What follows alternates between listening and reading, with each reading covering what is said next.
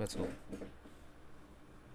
Welcome back to Brawlers Broadcast. And like after every event, we're back. UFC 302 in the books, and so many feelings, man. I think a feeling of disappointment, but at the same time, feeling of savagery. If you supported Islam Makhachev in the lead up to this fight, at the same time, we have so much to talk about. Paulo Costa, Sean Strickland. I True. think ring rust doesn't exist for a lot of fighters, and we also have to talk about Kevin Holland and where he goes.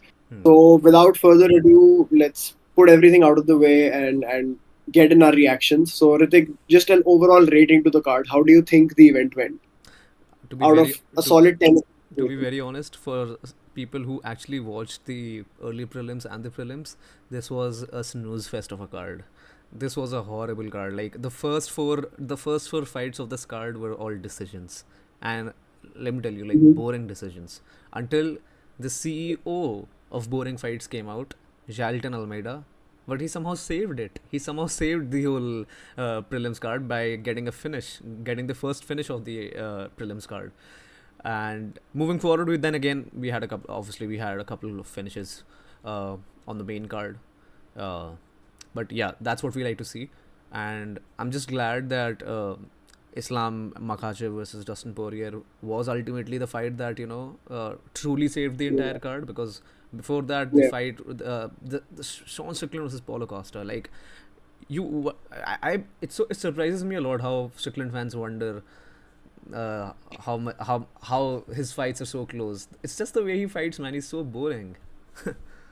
But yeah, overall, it's That, like that's obviously overall that's it's obviously one yeah opinion, yeah. Overall, I feel like and we it was a solid 7 out of 10 or 6.5. pretty pretty high rating for a snooze fest. I feel. Yeah, I mean, I in agree. my Yeah, opinion, it would have been like a 4 or a 5 out of 10, but the main card saved the it entire is. event. To be honest.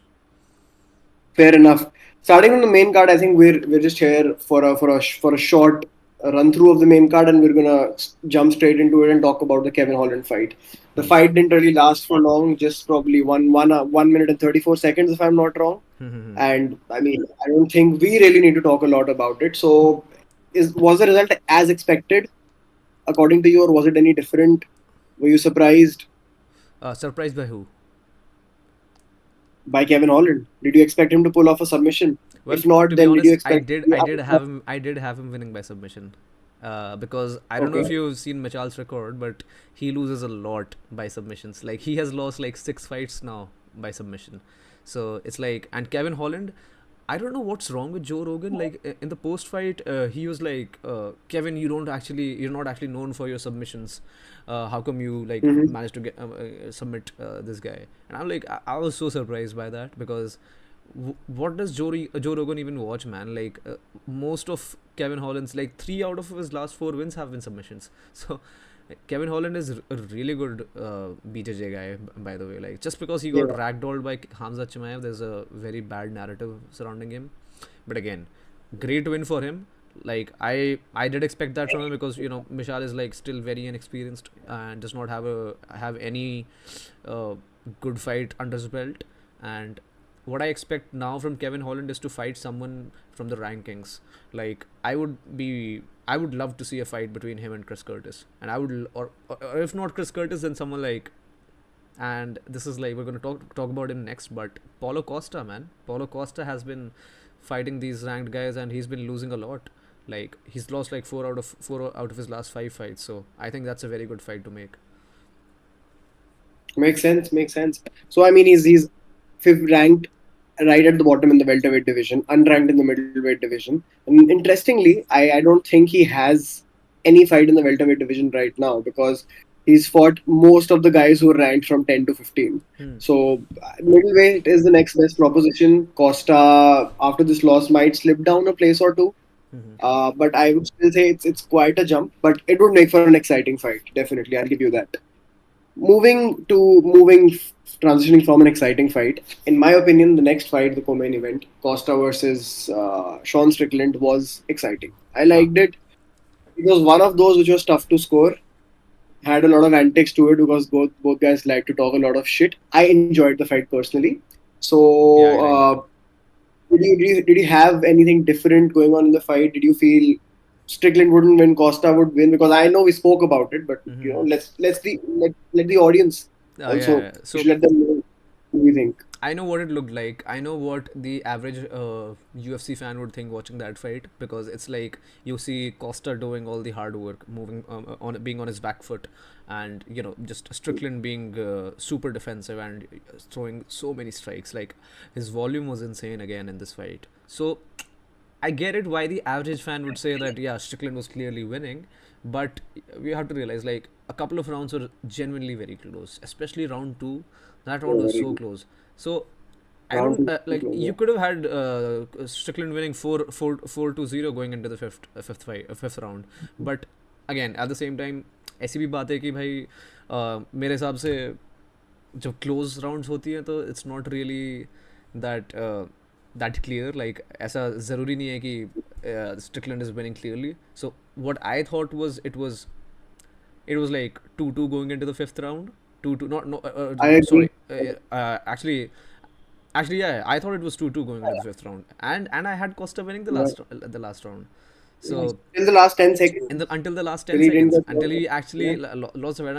And I get it. A lot of fans would Yeah. think that this is absurd. Like what we're talking about is absolutely absurd. But no, man, that's if you really look at strike by strike, everything Yeah. that both the guys did, it was a very close fight.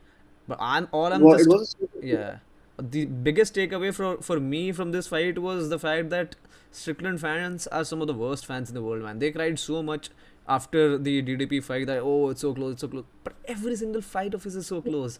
Look Yeah. at the fight that he had with That, Jared Cannonier.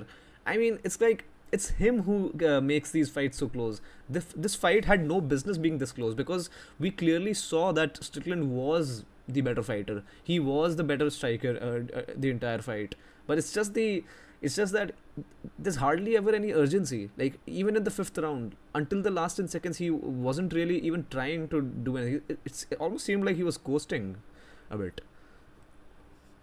it's kind of weird, bro. But I think all credit to Paulo Costa also where it's due because his last two losses have come to champions. Yeah, yeah. And I mean, none of us can take away what happened in Izzy versus Strickland. That was arguably a very good fight, and Strickland stood his own and he beat Izzy in a very fair 1-1 striking game.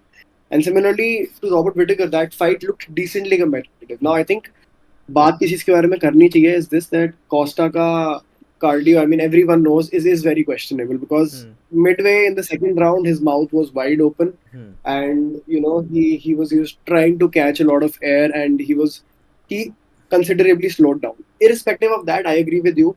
It was 2-all heading into the final round and Costa could have potentially won the fight. But here's my take. Costa's stocks have not been hurt because of this fight or the previous fight. Both fights have in fact showed that ring rust doesn't exist. He's one of those guys for whom ring rust or octagon rust, whatever you want to call Hmm. it, doesn't exist. Hmm. And going forward, I think we've already discussed it previously on the channel as well. The next possible fight for Paulo Costa, in my opinion, should be against. I have it written it down somewhere. Just give me a second. Brendan Allen. We discussed it, and we said that it's going to be one of those banger fights. They're ranked 7 and 8 in the division. I think anyone and everyone above Costa, he's more or less fought. I think barring Dricus and Khamzat Chimaev. Hmm. So that's the fight that makes most sense. Yeah, I agree. So, I would agree. Hmm. yeah. So All I want for Costa just is to fight after down the rankings at this point. Like I don't want him to that's fight anyone above him in the rankings because we have just seen it way too um, many times at this point. Like he needs to fight someone that's down true. the rankings. Yeah. That's true. And moving to the last fight, man, I think in my opinion, top five best walkouts song. The song had been hyped up on social media a lot, and I mean, beautiful Truly, voice. Let's just truly. give credit to the guy who sang. But chills in that walkout, man. I mean, it really looked like one of those Rocky Balboa movie walkouts where the crowd is in favor. In fact, it's not the animosity with the crowd, and they're all cheering onto him. And it's like the crowd's emotions were with Dustin Poirier. It was everyone wanted him to tick that final box in his list. Unfortunately, he was not able to do it. All the credit to Islam Makhachev, of course. Great fight. But let's start by saying what we posted on our Instagram page, man. When have you seen Islam Makhachev have a big ass scar almost down half of his face? That was crazy. And have to give a lot of credit to Dustin's takedown defense at this point of time because some of his sprawls and the way he got out of the takedowns was excellent. At the same time, it winded him. But anyway, take it away, bro. What do you think happened in the fight? Honestly, I'm sure you were surprised because you were supporting Islam. yeah, I wasn't supporting Islam. Like I was supporting Dustin. Like Mhm. I always support Dustin, man. Like he's one of my favorite fighters in the UFC. I think after Tony, he's probably my favorite fighter ever, to be honest. Yeah. So yeah, I wanted him to win, but it's just I knew like Islam would be just too much. But uh, he did surprise us, man. Like Dustin, he actually fought really well for someone who was like a plus 400 underdog.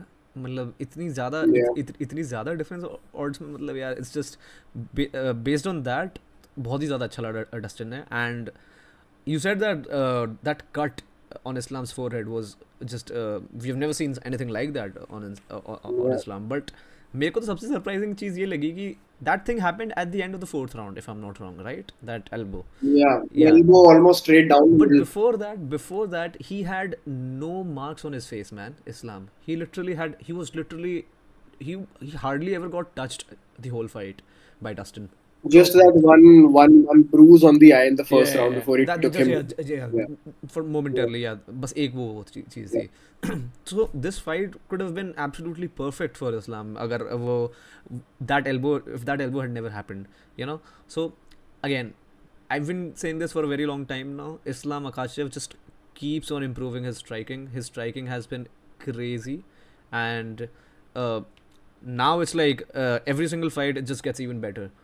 And if you're being very Yeah. honest, forget what social media fans say because they're all just I don't even know what to call these people now. And they're like, if you genuinely think that Islam is like a boring fighter or that he's just grabbing onto his opponents, then you're just a casual man. There's no other way to say it. It's just Islam. He literally outboxed Dustin, man. Like if we're being really honest, he literally outstruck Dustin in every single. I feel like, and he seemed even more comfortable. Like Dustin ate some clean shots, and Islam the only clean shot that Yes. he ate was that elbow.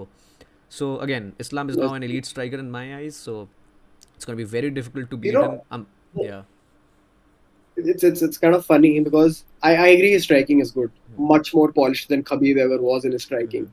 But I think it's also the psyche that plays around with you because when you're in that headspace that this guy's going to take me down, especially when you're Dustin Poirier, who's been submitted three times in three different title fights against three different champions, it just so happens to be that it really fucks with your head, right? It does for Uh, sure. yeah, that happened with Dustin Poirier as well, and I mean it would happen with 90% of the guys who face Islam because the grappling is that superior. That Hmm. top heavy grappling is extremely superior. He has an answer to just about everything. Hmm. But yeah, his striking definitely is good because we need to go back a few months and see what he did to Volkanovski. Yeah. That head kick was set up very well, and it And is what it is. his striking looked even better tonight. It definitely did. I would agree with that. Hmm. So moving on from this, let's just build up two scenarios real quick for our audience. Dustin Poirier has not really said he's retiring. Hmm. At the same time, he has said that he's considering retiring because money is not a problem for him. Hmm. We've spoken about it that boxing is one possible option for him, but I also see a possible third fight with Justin Gaethje to close out the rivalry and to make one final good gate for the UFC as another potential fight because both guys are honestly away from a title at this point. Makes Arman sense. Sarukian is clearly next in line. And for Islam Makhachev, Arman Sarukian is next in line. But do you think that he should move up to fight against Leon Edwards? Just answer these two questions for our So audience. firstly for Dustin, I believe Alexander Volkanovski also said that he would be okay with fighting him. Mhm. So that's one fight that I would love to see. Not for Alex because I agree. I think Dustin is a bad matchup for Alex. But other than that, yes, I believe the third fight with Justin we could do that. These are two fights that are really good. Or you could also have, if let's say Conor wins against Michael Chandler and he wants to because there's no other fight really for Conor. Even if he does beat Michael Chandler, I don't see him beating anyone else. To be very Yeah, honest, I so agree. the only fight that would make sense for Conor would be Dustin because I mean they need to settle it still, right? So if not these three fights, then I think Nate Diaz is the one. In boxing, by the way, like not in the UFC. I don't think they're Boxing, gonna yeah. ever fight again in the UFC. Should have fought in Yeah. their prime, but yeah, whatever. Like I think in boxing it could be a good fight. As for Islam moving up, I think he should absolutely go for it. He's got now he's got 3 title defenses, by the way. He has now tied Benson Henderson and BJ Penn and Habib for the most title defenses at Yeah. lightweight. So Yeah. it's like I don't have any problem with him moving up. I would love to see him fight Arman Sari. You can believe me. Like I just I just think he's gonna beat Arman, man. Like he beat him. He's already beaten him once. He's already beaten everyone Yeah. else as well. So I'm okay with him moving up and fighting Leon. Sounds good, man. Sounds good. I'm just disappointed in one thing, Mm. that I think they should have bought Arman Sarukian inside the cage for just a face-off. That really should have happened. Sarukian deserved it. Islam deserved it. The rivalry is there. True. I genuinely feel he's okay. He's beaten Dustin. He's beaten Charles. He's beaten Volkanovski, but Volkanovski is not a genuine lightweight. Gaethje is obviously not there. So I feel one more defense against Arman Sarukian, and then I don't think anyone in the division is really even touching Islam Makhachev. Hmm. And then he moves up to fight Leon, and I mean his stocks are bolstered anyway. Hmm. And after that, he can just move up and he can fall for a fight with Leon Edwards straight away. That's what I think. Hmm. But Not bad. Not bad. just 3 weeks away, a little bit more than 3 weeks, we have Conor McGregor versus Michael Chandler. And it's been great talking to you, bro. We're going to be Yeah, man. posting almost every event on our Crazy channel. month. Crazy We're going month. to be back for year 3. Crazy month ahead. I agree. Yeah. Crazy month ahead for sports in general. If you Yeah. guys watch other sports as well, the World Cup is Sure. starting, Euros is starting, so Yeah. it should be pretty good. A lot of big And events. yeah, it's been great, man. It's been a Yeah, great man. event. I would say Good catching up with you, it's out man. of good catching up with you. All And right. let's come back to UFC 303.